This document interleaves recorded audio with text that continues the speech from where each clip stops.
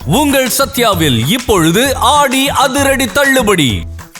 இன்னைக்கு சத்தான சமையல்ல ஒரு கூட்டு பண்ண போறோம். அதாவது பருப்பு கீரை கூட்டு. கொஞ்சம் வித்தியாசங்களோட கொஞ்சம் அதிகமான புரோட்டீன் கிடைக்கிற மாதிரி எப்படின்னு சொல்லிட்டு பார்க்கலாமா? அதுக்கு என்னென்ன பொருட்கள் தேவைன்னு சொல்றேன் பாருங்க. பருப்பு கீரை கூட்டு செய்ய தேவையான பொருட்கள்: பருப்பு கீரை 1 கட்டு, 1/2 கப் பயத்தம் பருப்பு வேக வைத்தது, வேக வைத்த கொண்டை கடலை விரும்பும் அளவு, தேங்காய் துருவல் 1/2 கப், 3 மோர் மிளகாய், 7 பல்லு பூண்டு, 50 கிராம் சின்ன வெங்காயம், சீரகம் 1/2 டீஸ்பூன், உரித்த தர்பூசணி விதை 1 டேபிள் ஸ்பூன், கசகசா 1 டீஸ்பூன், மஞ்சள் தூள் விரும்பும் அளவு, உப்பு தேவையான அளவு, எண்ணெய் தேவைப்படும் அளவு. பருப்பு கீரை கூட்டு பண்ணுறதுக்கு தேவையான பொருட்கள் எல்லாம் பார்த்துட்டீங்க இல்லையா? இப்போ இதுக்கு ஒரு சில வித்தியாசங்கள் பண்ணியிருக்காங்க. அதாவது சத்தான சமையலுங்கிறப்ப கொஞ்சம் கூடுதல் சத்துக்கள் கிடைக்கிறது எப்படி அப்படிங்கிறதுக்காக பார்க்குறப்போ, பயத்தம் பருப்பை நம்ம எப்பவும் தோல் எடுத்தது தான் நம்ம வீட்டில் யூஸ் பண்ணுவோம். இப்போ நான் எடுத்துருக்கிறது பார்த்திங்கன்னா மேல் தோலோடு இருக்கும். இதனால் என்னென்னா நம்மளுக்கு கொஞ்சம் நார் சத்து கூடுதலாக கிடைக்கும். அதே மாதிரி கீரை நம்ம எந்த கீரை வேணால் யூஸ் பண்ணலாம். இதுக்கு வெந்தயக்கீரை போடலாம், பருப்பு கீரை போடலாம், முளைக்கீரை, அரைக்கீரை, எந்த கீரை வேணால் யூஸ் பண்ணலாம். ஒரு எக்ஸ்ட்ராவாக ப்ரோட்டீன் கிடைக்கிறதுக்காக நான் கொண்டைக்கடலையை வேக வச்சு வச்சுருக்கேங்க.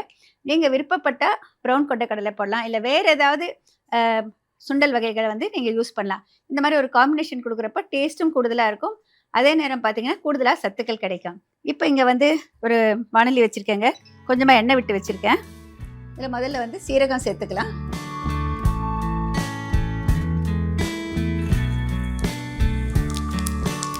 சீரகம் பொரிய ஆரம்பிச்சிருச்சிங்க. பூண்டு சேர்த்துக்கலாம்.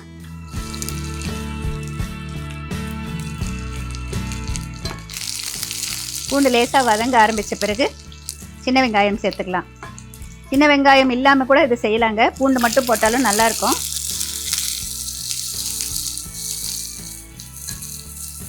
கீரையை எப்போவுமே நீங்கள் ஆஞ்சிட்டு நல்லா அலசிட்டு ஒரு வடித்தட்டில் போட்டுருங்க. கொஞ்சம் நேரம் கழித்து அதை கட் பண்ணிங்கனாக்கா நல்லா கட் பண்ண வரும். நிறைய பேருக்கு கீரையை முதல்ல கட் பண்ணிவிட்டு அப்புறம் கழுவுவாங்க. அந்த மாதிரி கழுவாதீங்க. சத்துக்கள் எல்லாம் அது தண்ணியில் போயிடும். இப்போ இதோட கீரை சேர்த்துக்கலாம்.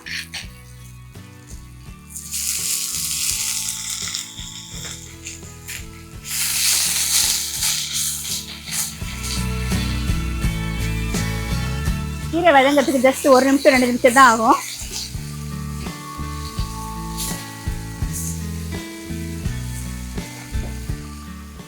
இதோட வேக வச்சிருக்கிற பயத்தம் பருப்பு,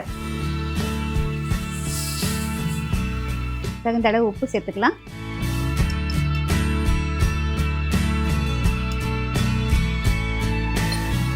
வேக வச்சிருக்கிற கொண்டைக்கடலை சேர்த்துக்கலாம்.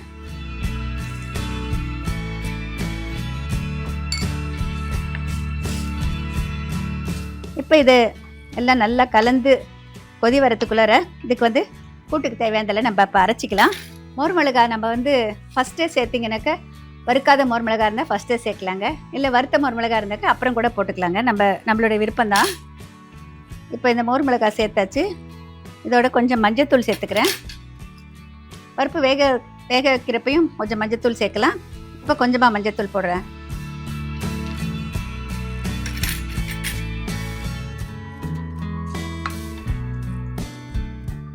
இப்போ நம்ம அரைக்கிற சாமானில் இதில் போட்டுக்கலாங்க. ஒரு முக்கியமான விஷயம் என்னன்னாக்க, கசகசா, அதாவது பாப்பி சீட்ஸ்னு சொல்லுவோம் இல்லைங்களா? இதை ஃபஸ்ட்டு போடுறப்ப மிக்சியில் போட்டு ஒரு தடவை லேசாக திருப்பினோம். அப்புறம் தான் நம்ம தண்ணி ஊற்றுறோம். முதலே தண்ணி ஊற்றினீங்கனாக்கா அரைப்படாது. இப்போ இந்த கசகசாவோட நம்ம நான் இங்கே வச்சுருக்கிறது பார்த்திங்கன்னா தர்பூசணி விதை. நம்ம பூசணி விதை சேர்க்கலாம், வெள்ளரி விதை சேர்க்கலாம். நம்மளுடைய விருப்பம் தாங்க. வீட்டில் எதுவும் இல்லைனாக்கா முந்திரி பருப்பு போட்டாலும் பரவாயில்ல. ஒரு குருமா மாதிரி ஒரு ரிச்னஸ் கிடைக்கும். நான் இங்கே இந்த தர்பூசணி விதை சேர்த்துருக்கேன். இதை போட்டுக்கலாம். இப்போ இது 2 சேர்த்த பிறகு தண்ணி ஊற்றாமல் முதல்ல ட்ரையாக ஒரு தடவை மிக்சியை ரன் பண்ணாக்கா இது நல்லா பவுடர் ஆகிடும்.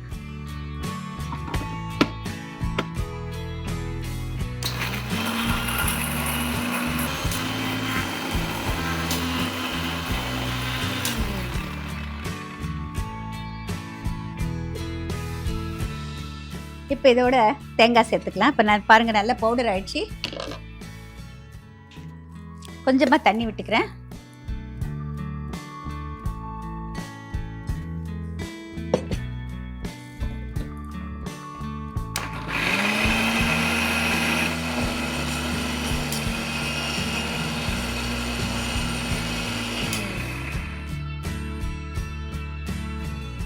இப்போ நம்ம வந்து மிக்சியில் வந்து இதை அரைச்சாச்சு. இப்போ இது நல்லா கொதிக்குது. இந்த ஸ்டேஜில் வந்து நம்ம இந்த அரைச்ச இதை சேர்த்துக்கலாம். தேங்காய் சேர்த்து அரைச்ச எதுவுமே சேர்த்த பிறகு அதிக நேரம் நம்ம வந்து கொதிக்க விடக்கூடாது. இப்போ இதில் இப்போ நல்லா இது கொதிச்சிடுச்சு, இதோட சேர்த்துக்கலாம்.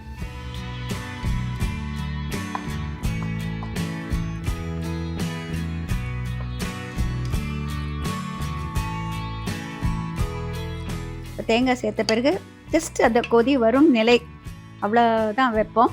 உடனே ஆஃப் பண்ணிடணும். அதிக நேரம் வைக்கக்கூடாது. டேஸ்ட்டும் மாறிடும், அதில் இருக்கிற சத்துக்களும் போயிடும். இப்போ இது ரெடி ஆகிடுச்சுங்க. அடுப்பை ஆஃப் பண்ணிடுறேன்.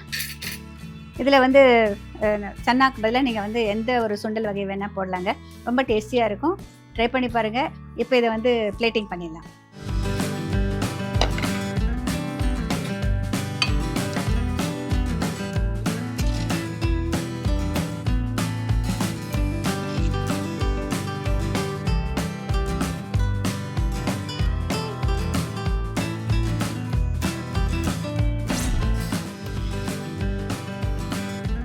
மிக சுவையான பருப்பு கீரை கூட்டு ரெடி ஆயிடுச்சு.